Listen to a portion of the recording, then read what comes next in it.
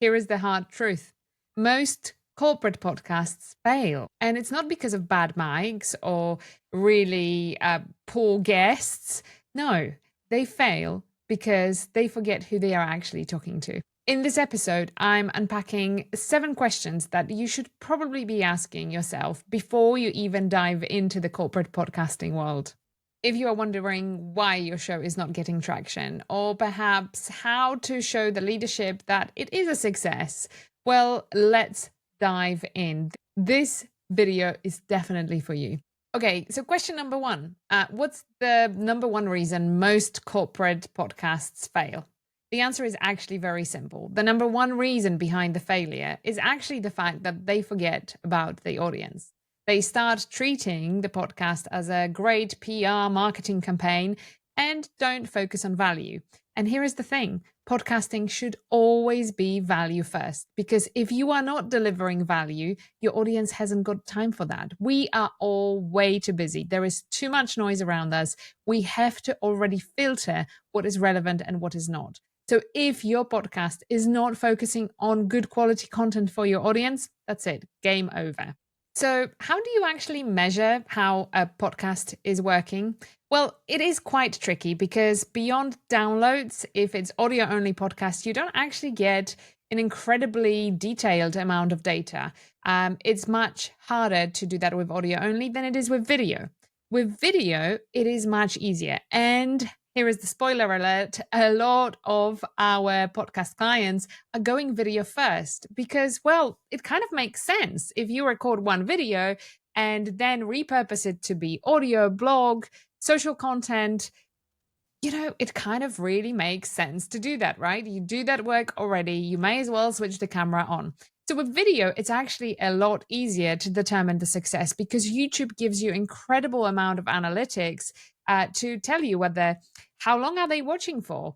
Have they, how many people do you use after the first 30 seconds of your video?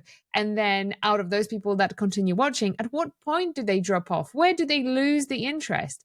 You want all that data. How many of the people who start watching end up watching till the end? It really will tell you a lot about whether the podcast has good content or whether people are dropping off because the content gets a little bit watery at times. You want to measure other things like engagement.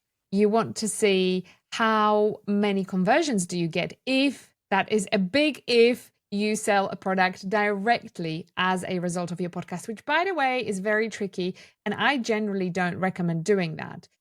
In terms of engagement, the best way to measure it is have measurable calls to action.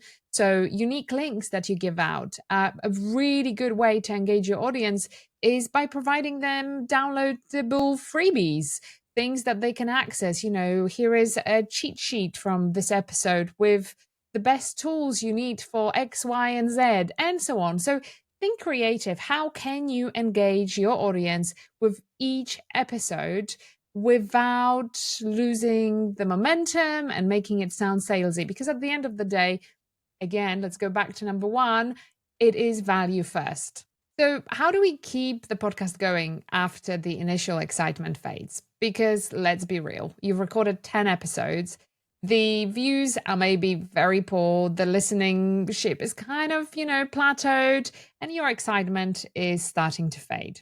By the way, this is quite normal and actually really a big challenge to overcome, especially if you have the team behind you that's hoping to get really big results really fast. So a couple of different tips. First of all, maybe plan the first 10 episodes so that when you get to number 3 or 4, you don't feel like, oh, I don't know what else do I talk about. Planning for those episodes in the excitement phase is the best way to really get off to a strong start with your podcast. And don't forget consistency. We don't want you to start a podcast and then drop off after a week or 2 and change the frequency from once every 2 weeks to once every 3 or 4, and it fades down. So start with an amount that you can take on. So when you create the content, you can commit to doing it either weekly, bi-weekly, or monthly. And then you can always increase that frequency. Decreasing is where it kind of is like, it's a bit not cool. Don't forget to work smart. So don't try to do everything. Use tools that are available to help you repurpose the content, to help you create shorter cuts so that you can share them on social media. Work smart, not hard. Remember that this is really, really important and will help you keep the momentum going. Because when the reality hits of like, oh my gosh, I've got so much to do, I still have to get the transcript, create this, that, like work smart, not hard, and see where that takes you. Some of my favorite tools, especially for repurposing a long form content into shorter clips, is actually Opus Clip. I use this for myself as well as for other clients, and it saves me a lot of time because all I need to do is upload the video once I've recorded it, and it comes back with a number of shorts that I can easily download, put them on my phone, and then repurpose them on whatever platform I want to use. It's super simple. I use Riverside to record my videos in. And again, this platform gives me simple things like I will get my audio, I can easily edit. I can get my transcript, which then I can feed to my AI and get further amazing systems going.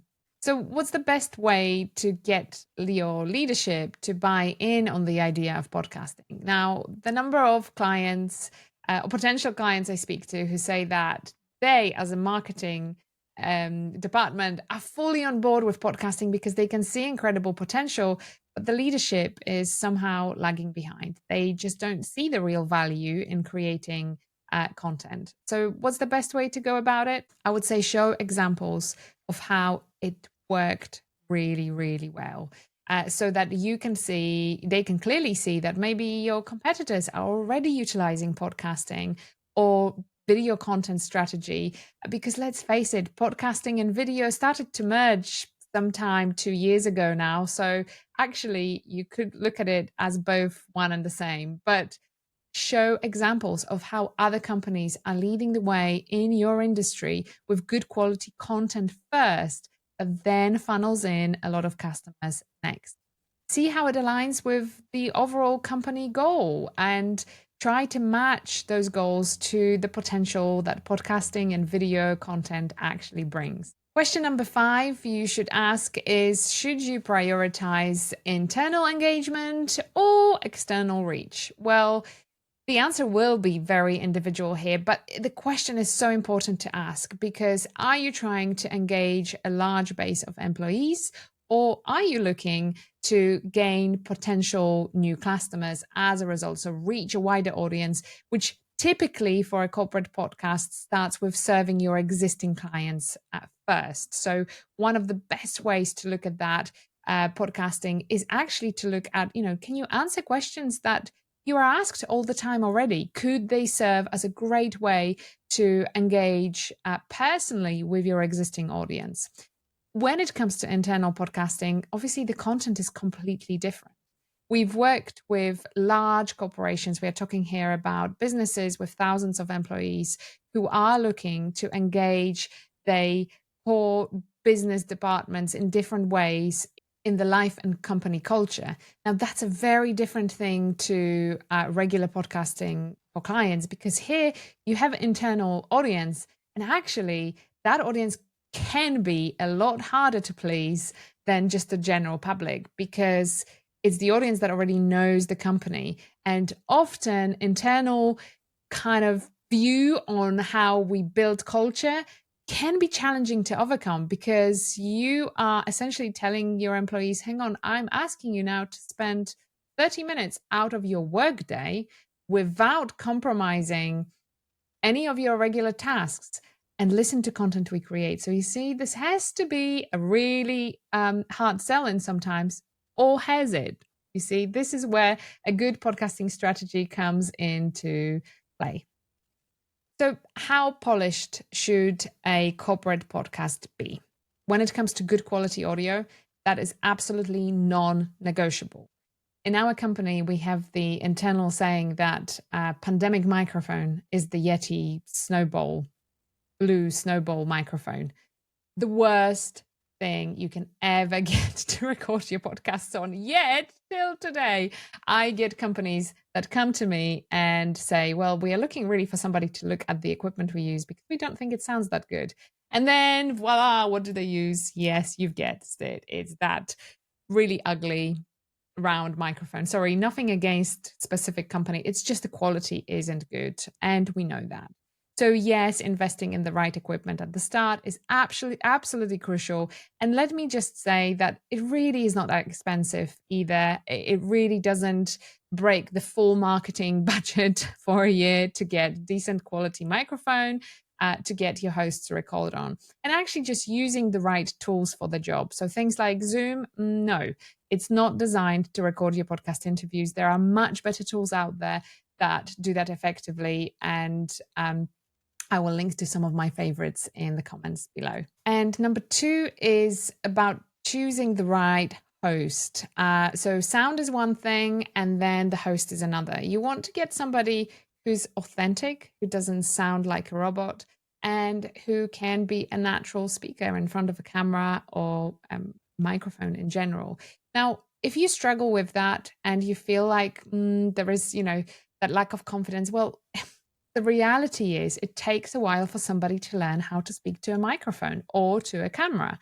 It may be worth investing in a speaking coach for the host to spend a couple of days with and record a few interviews with the speaking coach in the room so that they can observe, are there any bad habits? Are there any little things that they should watch out for? Honestly, 2 hours will be most valuable time and investment in the long-term success of the content.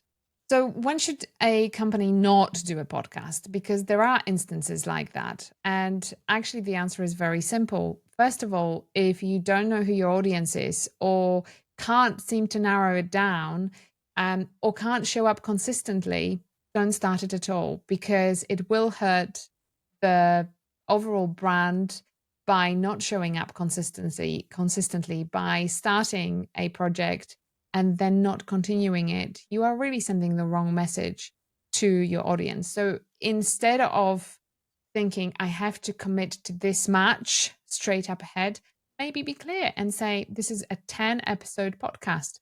See how it has gone after 10 episodes. You can then create a new season easy without breaking the trust. And the reality is, podcasting is a little bit like a marathon. It really is a long, long slug.